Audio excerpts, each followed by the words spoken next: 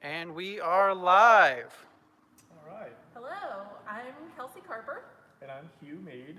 and we are some of the co-founders of Factory Obscura, and tonight we are here with Uncovering Oklahoma to say goodbye to Beyond. We had our last day open to the public yesterday, January 6th, and tonight our artists are in the space just doing a little reminiscing about the creation of Beyond and kind of what went into making it, and we wanted to share that with you all as we're going through. Excellent. I think we should go behind the scenes. Yeah, let's head on in.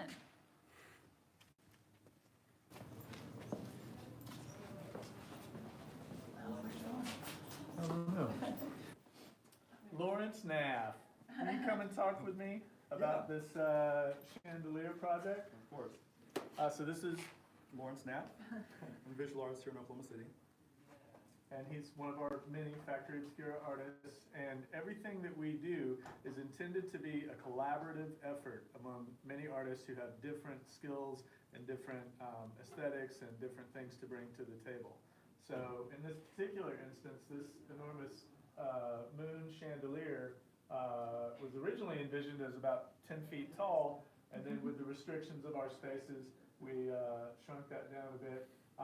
One artist made the actual structure from metal, and then Lawrence decorated it by hand with individual rhinestones and mirrors on both sides. So what you see here is over 20,000 rhinestones, all put together with tweezers one by one. Included are some round mirrors, cup chain, and some mother of pearl and shell pieces. It's a really beautiful piece and the centerpiece of a lot of people's work. Something that gets overlooked a lot by the participants who come to experience this is this wallpaper, which appears to be a printed wallpaper, but was actually designed by one of the artists and applied by a team of artists by hand, each individual pattern repeating over and over again, dabbed on with paint to achieve this effect of antique wallpaper. Of course, there are many features to this room. One of the more interesting that's easy to overlook is the fact of this domed ceiling. These rafters were laid out and cut by a CNC water jet, and then assembled here by our team of artists and craftspeople. Shall we proceed? Into the Hall of Choices. The Hall of Choice. Right. So this is what we eventually became calling it the Hall of Choices. These are the 4 doors into the Beyond. Each door is kind of loosely based on the meaning of 4 tarot cards. And so we worked together collaboratively to create concepts based on those cards, and each leads into its own world. So we'll start with the Empress. See what's behind the door here.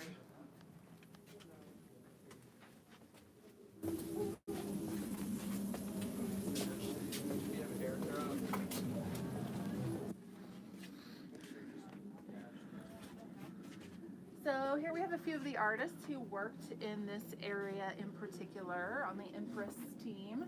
We have Jason Martin and Raquel Slager and James Rogers King. Just a few of the many people who helped put this together. So they're going to talk about a few of the details that they helped with in particular. So Jason, tell us about these creatures. So these are what we sort of refer to as turtle worms. A lot of this is mainly built out of a different type of resin clays and styrofoam, multiple plastics, things like that. Yeah, I mean, so one of the ideas that we really wanted to push in this area is just kind of an idea of things sort of just growth in general. So it was really important for the creatures to actually have some type of growth actually coming out of them and actually changing in the space as they live in it.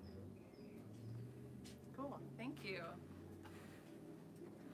Hi, I'm James. I helped with a lot of different aspects of in here, I guess. I helped rolled a lot of it. I don't know. Some of the things I did were these fabric bubbles. There was a lot of hand sewing involved, and a little bit of machine work, and then a lot of stuffing of polyfoam. But it added, I think, a really cool texture. And then I also helped hang the resin stream up above as well, which was a lot of fun to figure out. But Yeah, we refer to the stream as the stream of consciousness from the head of the Empress over the burrow over there.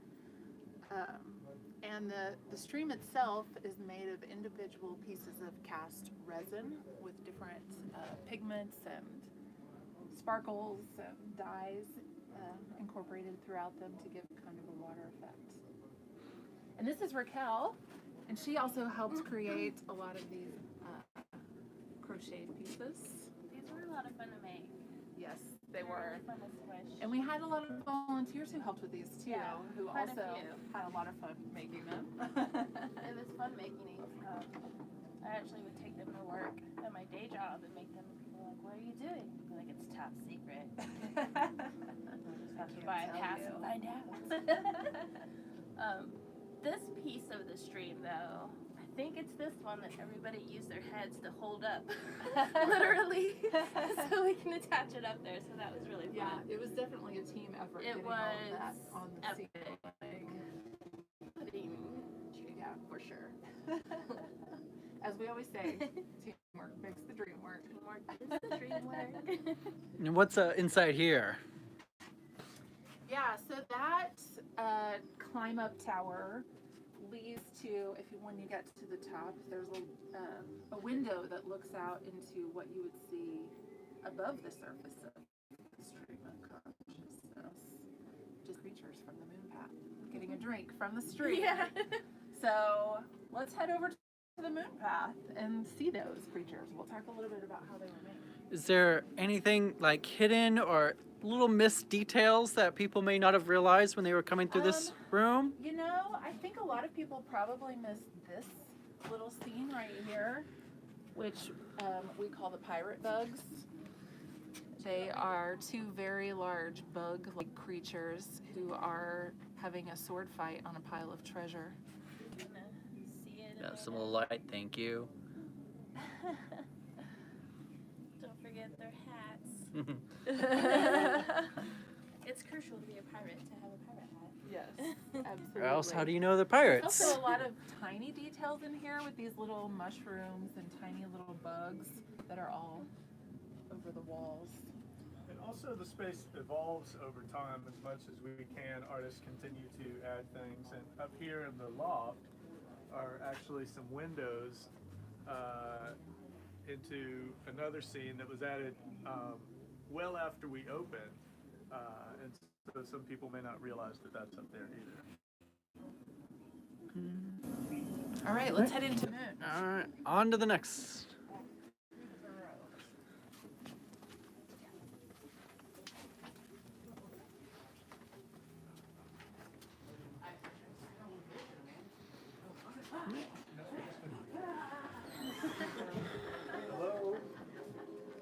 Hello, Hello.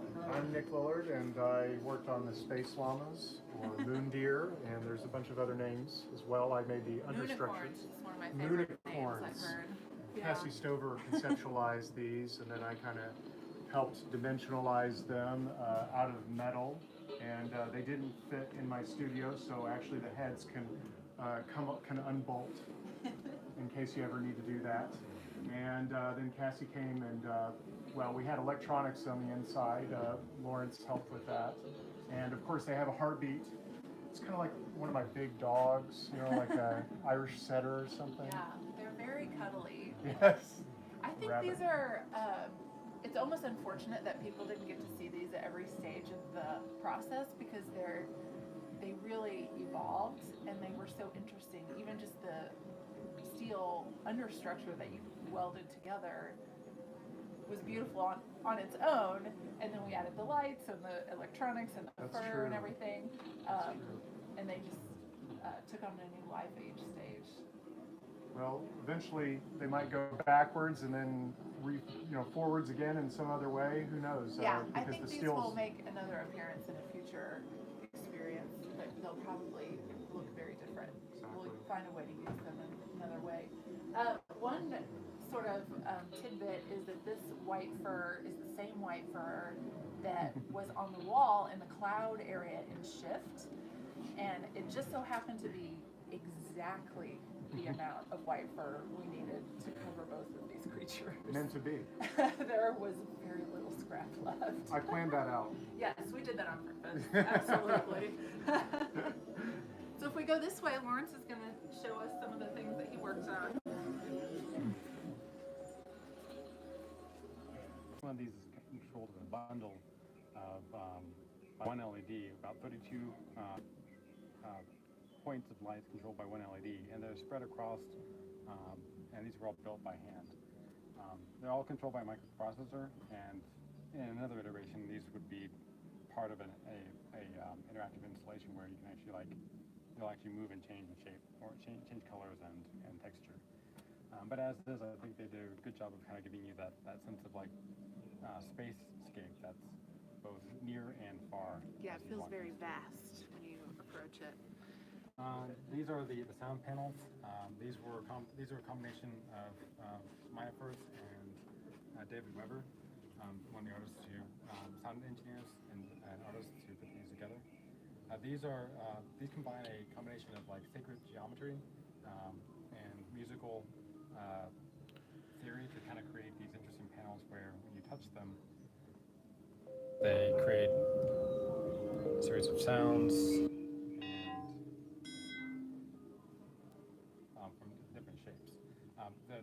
These were built with Raspberry Pis and capacitive touch sensors. This is actually a conductive ink, and this was stenciled on and then used a clear coat to cover the whole thing. And then on the back side, there's a Raspberry Pi running pure data and a sound synthesizer algorithm that allows you to create a custom panel that has a large variety of touch interface as well as sound possibilities.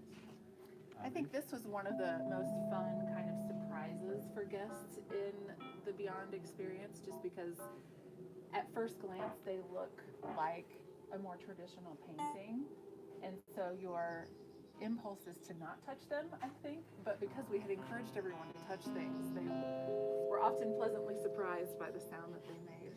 Yeah, and they were really a lot of fun to build and conceptualize, and I've not seen a lot of things like this. I think they turned out pretty well. Yes, they did. All right, here we have Matt. So this area, Tiffany McKnight envisioned all of this. There's all sorts of water and rocks and flowers and kind of another world on the ceiling. And then in the center is an infinity mirror that goes up seemingly endlessly with some different patterns and designs that Tiffany had envisioned, and then with the help of the team, I kind of helped lead some parts of that to help make it. And so it's actually only 6 inches thick, but because of the different mirrors that were used, it's that effect. I like to tell people it's between 6 inches and 500 feet. Exactly. Yeah, somewhere between. Yeah. And then the whole team tried to incorporate moss and things to kind of blend it in. And Cassie painted all these murals on the floor and on the walls to give it, to kind of blend it in with the space theme and make it kind of seem like an upside down world where the ground is on the ceiling and the space is all around you and below. I heard one guest refer to this as the tube to eternity, which I thought was a pretty good name for it. All right, should we head into the next pathway? All right. Check out the tower path. I don't know if the artists are in here. Come across Rainbow Bridge here.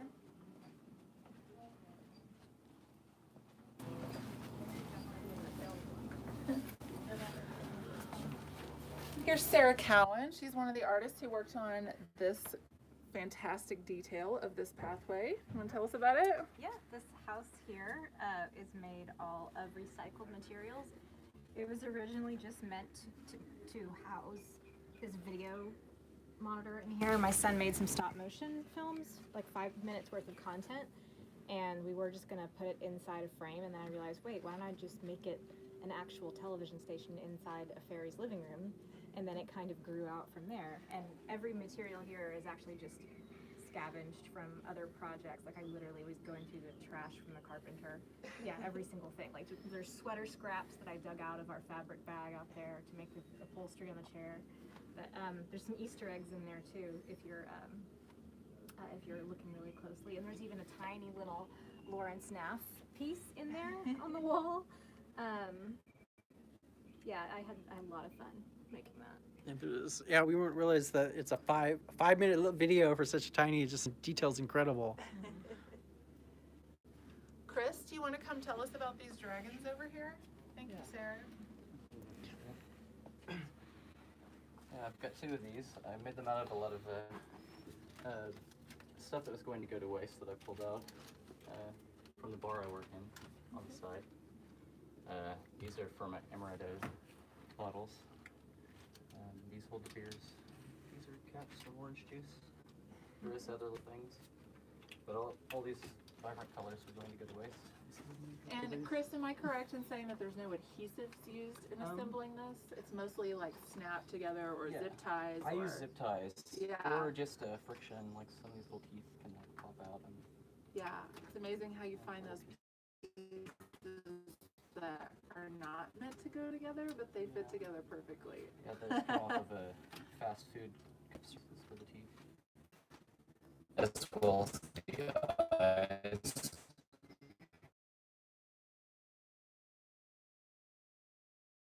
They're all tied together. How long did roughly you'd say each of these took?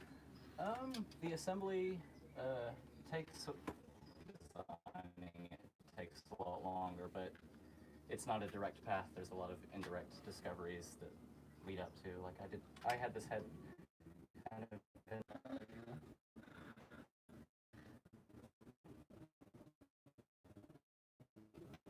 What are we talking about here? Get some of this animation here. This sort of strange blobby slinging its.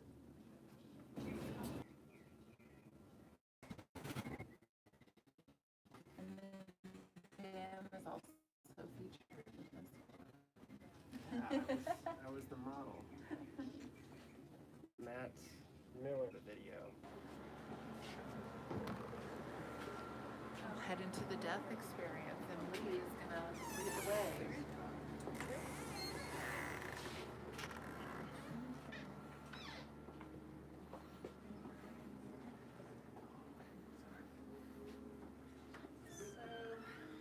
We had one of our artists, Erica, was going around to several different florists, pretty much from about July until I guess early October, whenever we were starting to build death, and she would go around and kind of pick up just the flowers that are going to be discarded and then take them home and dry them. So we had some people would kind of bring them in and donate some, but the initial plan was to have just walls that were kind of filled with them. And as we got in here, we kind of started looking at how we wanted to display these. It seemed most appropriate to hang them.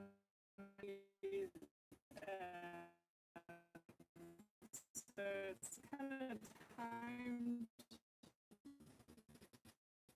out.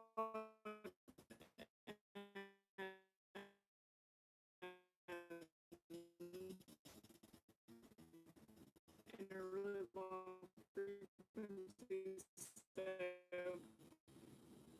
you won't necessarily hear anything, but if you stand here long, kind of hear this in here, we're pulling by fabric and get by it that. Yeah. So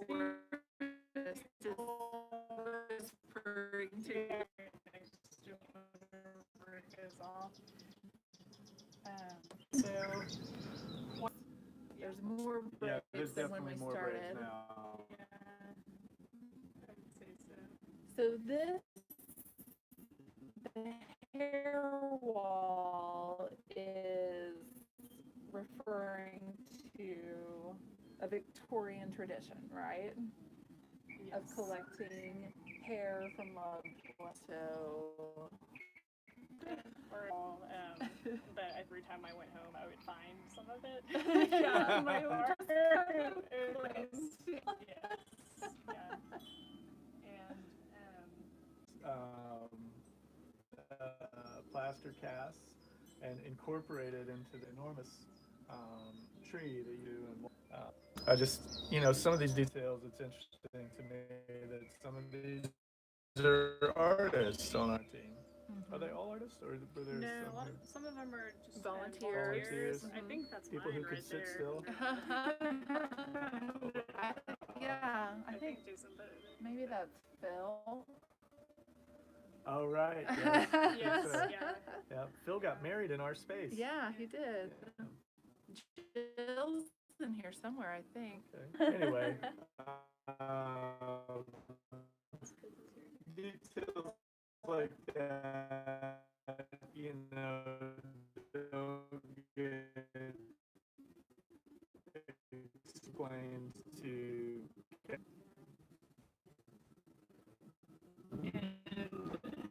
I feel like out the build. Unfortunately, we had like on it the frame and just kind of walking through this corridor with the sounds of the chimes and everything. As you kind of move into the bedroom area where we're gonna see the figure here in a minute, but I don't know. This is one of my favorite parts to work on, and it was really the way it came together was kind of intuitive as far as how we hung them. But yeah, We were to hang things from the ceiling. yes, yeah.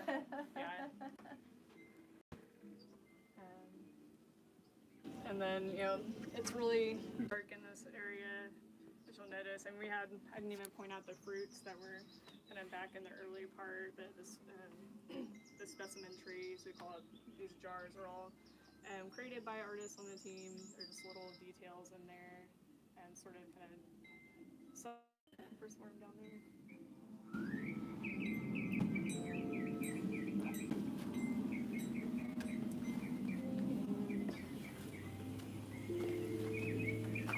One of the things that we worked on pretty much from the beginning through to the very end was cutting felts to create So these much felt cutting. bars.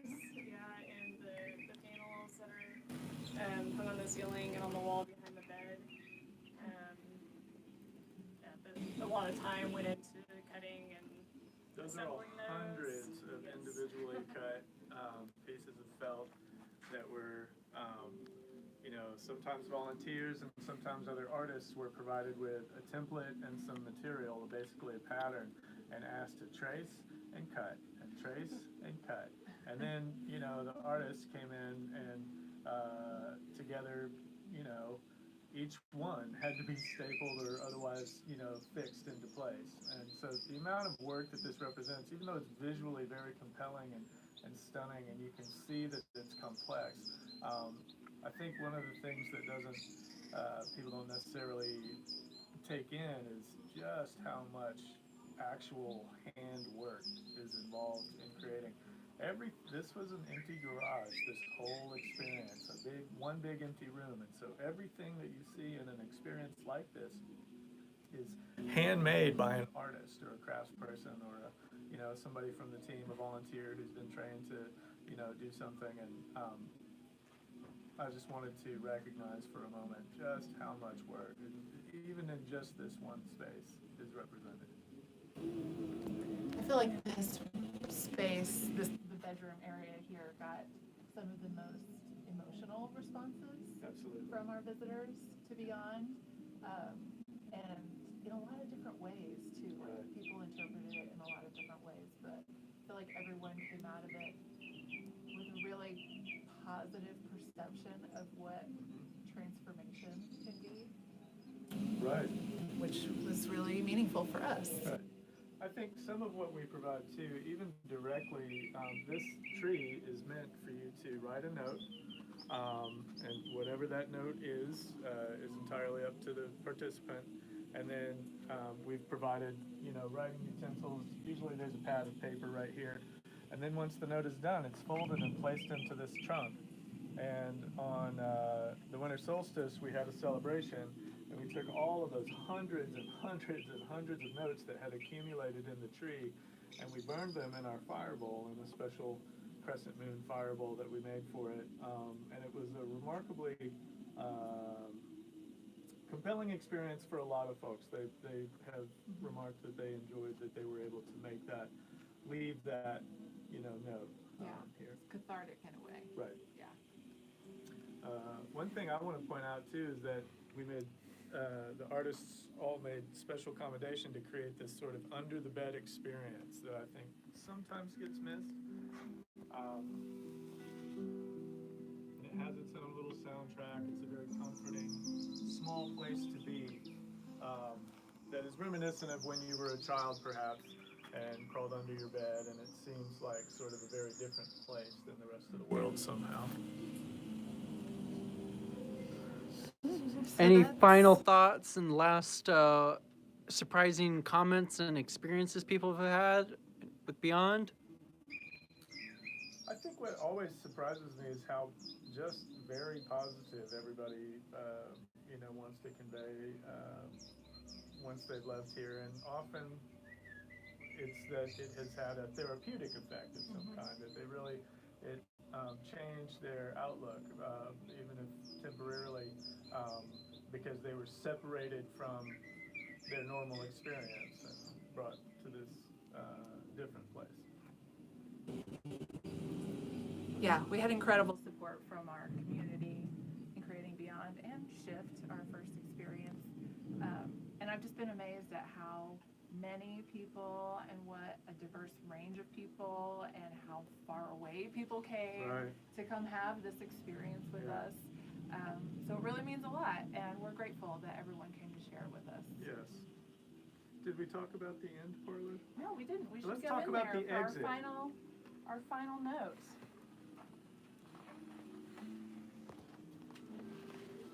So this room is also somewhat dark and a little disorienting, and that's on purpose. The main feature of the room, of course, is this disco ball with the spotlights on it. It's completely hot pink. The walls, the ceiling, the floor, and this pink crushed velvet. You can see the backside of the rainbow tree in here.